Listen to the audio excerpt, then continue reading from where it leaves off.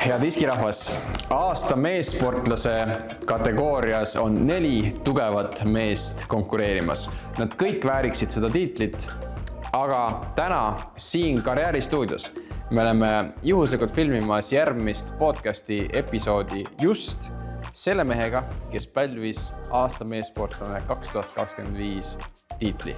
Nii et läheme, anname talle selle auhinna üle. 2025. aasta meessportlane discgolfis istub minu vastas. Mauri Villman, palju õnne sulle. Aitäh.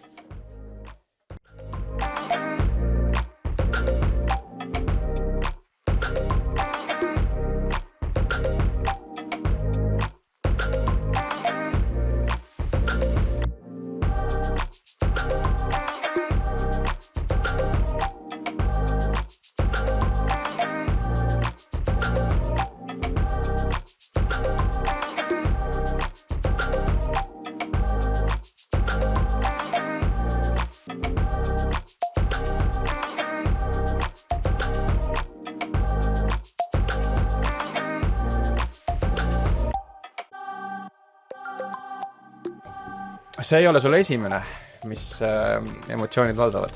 Ei ole esimene, et kolmas peaks järjest olema minu teada. Et emotsioonid on head, et tundub, et töö ja sihikindlus on viinud siile. Siin on siuke jällegi nagu spordireporteri küsimus nüüd minult sulle, et mis siis on see, mis toob selle tiitli sulle, mis sa ise näed, mis on nagu see võiduvõti, kas see on ainult järjepidev töö või mis?